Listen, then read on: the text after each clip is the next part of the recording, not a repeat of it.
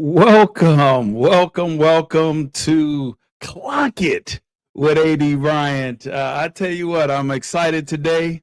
It's an exciting time. We have a special guest, but as you always know, and how we always do, we have to do the housekeeping. Follow and subscribe to all of my social media outlets. You can find those, at the bottom of the screen. They will scroll by every now and then, but just follow us as we do this thing. And y'all know that you will see me looking here, looking there, but because I am the host and the engineer. So you just have to bear with me on that. But I do have something new on the wall. Look, yeah, that's the school right there, Alaska Pacific University out of Anchorage, Alaska. That's where it all happened. Oh, but I know I went to North Idaho College too, and there will be something up there too. But I wanted to always shout out APU, and I have to thank Miss Tracy Parrish for sending that to me. And again, we want to thank you all for what you do. We do have a new sponsor this week. A sponsor. I'm excited because anytime someone says they want to help sponsor, we have to spotlight them. And it is Humble Bully. Humble Bully. Their motto is, I ain't no bully, but don't push me. Love that. Love that. Humble Bully. We want to thank you for all that you do. So we're going to get started here. Y'all know the rules, and I'm going to bring the guest in, and then I will explain the rules a little bit more in detail, all right? So I'm going to bring in our guest. He is an Esquire. He's the man. He's, I've known him for a long time. He was a basketball player at one of the institutions that I was at, but he will explain all about all that. Please join me in welcoming the man, the president of Slash International, Charles Misaraka. What's up, my man? How are you? I'm well. How are you? See, great to see you. Let me tell you something. He's the man, and I'm gonna tell you why. Charles, he's calling in from Melbourne, Australia. Is that right? That's right. That's right. Sorry for the technical difficulties, but I think I got it figured out now. Oh, you always get it figured out. We know who you are. We know what you do. So I'm good there. Chuck, so how we do this? This is a 15-minute segment. We talk about everything that you want to talk about in 15 minutes.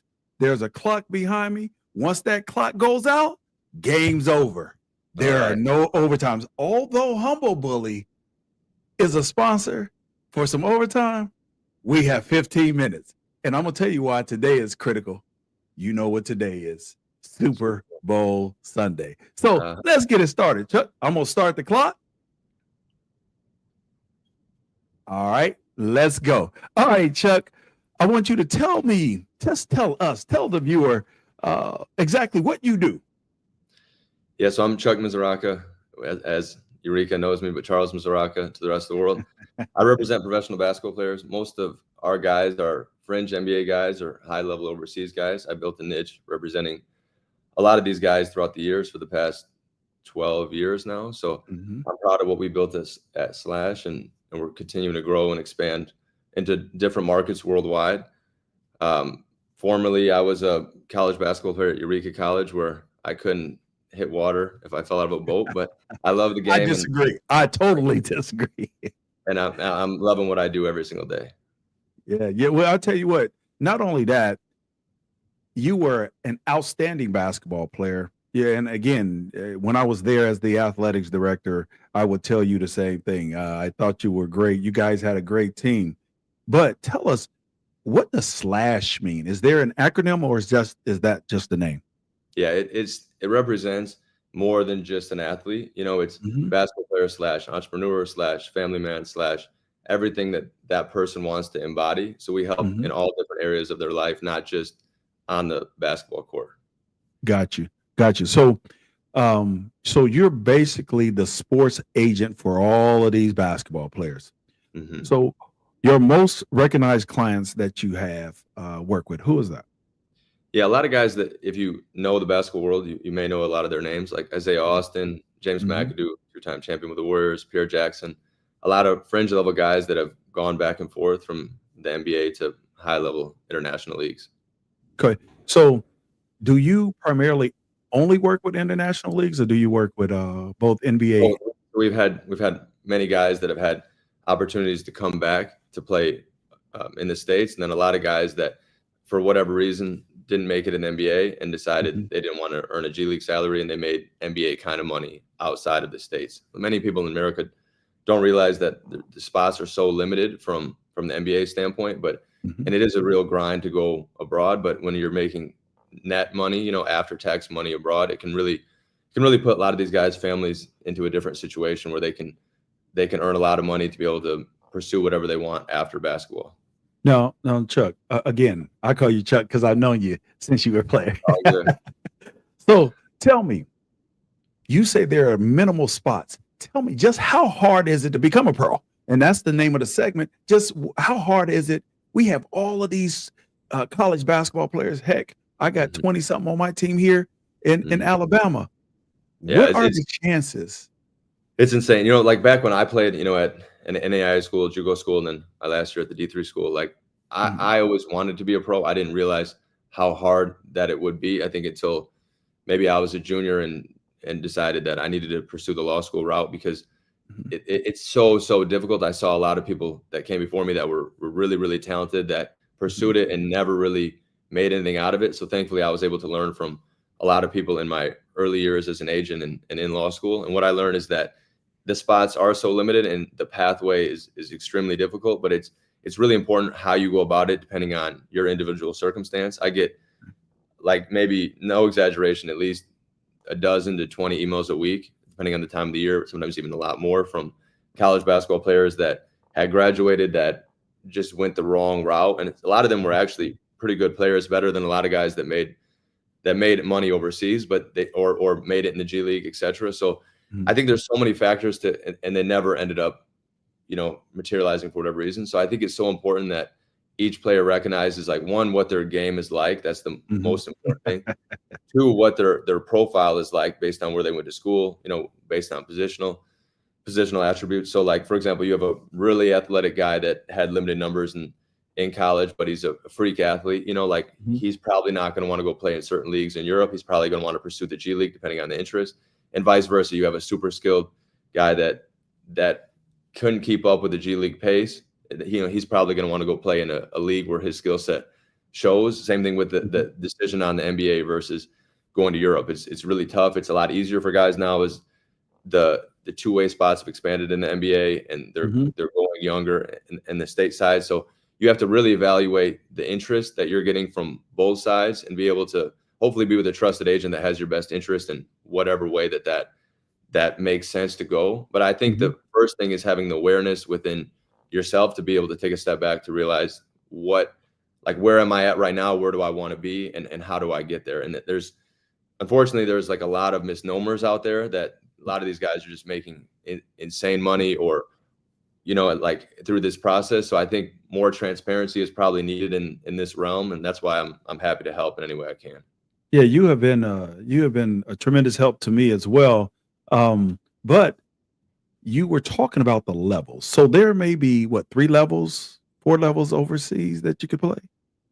Uh, Times that by 15 at least. There's so Really? many levels to this, like even in the NBA, the salaries range so much, but there's so Yeah. many leagues abroad. Like, for example, most players think it's NBA, G League, and overseas, but like the Euro League is by far stronger than the G League and by far stronger than every other league outside of the NBA. So a lot of the NBA scouts are really watching high level Europe, and a lot of those guys are going back and forth, like the top level. So there's so many levels in domestic leagues and international competitions within Europe, and that's not even counting other leagues outside of the world, like Australia, where we're at now, or China or Japan, where guys want to make a lot of money but don't care as Right. much about getting back to the NBA. So Wow. there's so many places guys can play, and Mhm. then some guys they just waste so many years in the G League making such a minimal salary when they could be making a lot more money, but they want to pursue the NBA side. And I respect everybody's decision on what they do. I just think Right. they should be informed in what that decision means, both now and for the future. So so what you just told me was if I wanted to continue to play and my skill set was at the NAIA level, that there's a spot for me overseas in some league? Maybe, but it's just so hard. If you don't graduate from a good reputable Division I school, Yeah. and you don't have good numbers, like Mhm. double digits, it's really hard, and it's a lot harder for guards than it is bigs. The bigs, they have it a lot easier because they're much more needed, in the positions. Each league has so many import spots, and usually there's a need more for bigs. So it really depends. But the best way, let's say you were graduating from an NAIA school or a D3 school or a D2 school or low numbers at a D1 school, is to get seen in person where your profile isn't as important. So there's different events during Summer League in Vegas where a lot of international scouts will come out at the mid to lower levels where they'll get to see the guy firsthand, and that will take place of what they're lacking profile wise for whatever reason from where they played. So there's been many, many examples of guys. I mean, look at guys like Mike James, who are one of the best, the best EuroLeague player arguably of all time, who's made so much money. There's rumors his first contract was like $500 in Israel, so there's so many examples of guys that worked the ladder up that didn't have a huge profile coming out of college, but are just really, really good. And once you get into the pro level, whether it's on the G League side or the NBA side or the European side, all that kind of goes out the window as you build and you show yourself, and vice versa. There's so many guys with big profiles fell out of the NBA that came overseas that just couldn't handle the game, and they phased out very, very quickly. So what I'm trying to say, though, is getting seen in person makes up for a lot of what you're lacking profile-wise. Got it. So when you are, as an agent, what are you looking for when it comes to marketing a player? I mean, and even representing them, what are the three attributes that you're looking for? For me, it's hard to put into words because I have this feeling now towards like the personality character that is most important to me, because we're really investing a lot of resources in terms of time and energy. And it's not just transactional for us. Like, we really enjoy this process and are there from the beginning to the end. And so that requires a lot of hours being spent. And so for me, it's like, regardless of the talent, which is, there's already scouting reports. These scouts, both domestically and internationally, they know a lot of what the players can do. It's more, do I think in 3 years from now, this return on investment is going to make sense from a time standpoint because they have the right mental attributes that we look for? I think, like, the first thing is they are accountable for whatever went right or wrong in the past. The second thing is that, like, they have the work ethic to be able to continue to do this for a long time. If you have a really skilled guy that just doesn't take care of his body, eventually with a 10-month season, whether it's here or abroad, like, it's going to catch up to them as they become 25, 27, 32 years old. And so, and a lot of guys want to play a lot longer. And then also, like, how do they handle their affairs off the court? Like, are they into partying? Are they serious about their profession, or serious about their craft? So I look for a lot of these things, and I can usually get a pretty good gist after looking someone in the face and seeing how they move. And that's the biggest thing to me, regardless of what their profile or what their talent was in that time. Of course, that's extremely important. But once we know that realm of guys that we usually work with, which is this fringe NBA, high-level international guy, it's what separates them is the it factor. Right. So when you go into a room, you're talking to the general managers. Am I correct? Yeah, we're usually calling the GM, sometimes directly to the coaches.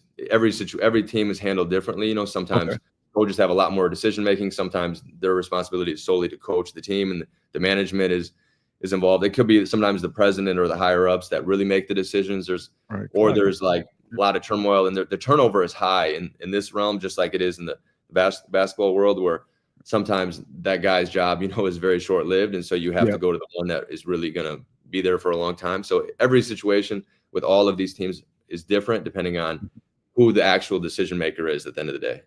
Got it. So as a person, as a GM, as you go in about to really talk about your client, do they talk about their social media? Yeah, that's in a negative way. It's brought up. So it can hurt you more than it can help you by far. I think a lot of players, I've heard things from some players' wives that like, oh, we need a better social media. That way he can get these deals. But that's not really what they're hiring you for, but the social media can definitely go against their interest. If they're posting stuff that is not going in line with the vision of that team, then of course it can hurt you. But they're truly hiring you to be a professional basketball player. And it's less about whether you have 300K followers or 30K followers. It's more about what. Now, I'm not saying that doesn't help for your individual standpoint marketing wise, and it's something you should build out, and it's very important. But your social media, if done the wrong way, it can hurt you more than it can help you in today's day and age. Got you. So, okay, I'm a player, and my social media, I'm not much of a social media guy, but I'm at the Division I level at a low major, okay? But I'm averaging about 10, 12 points a game. And my skill set is to be a true point guard. Is there some place for me? Like, I know the game has evolved, but is there some place for me that I can make $5,000 a month? Yeah.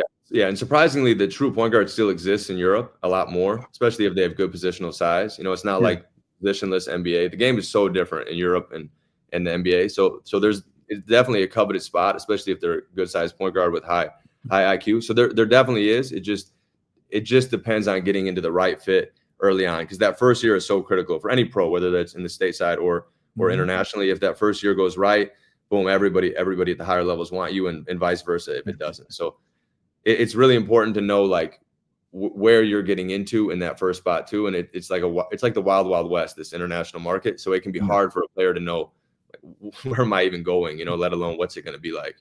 So they can be traded at any point when they're overseas too, right?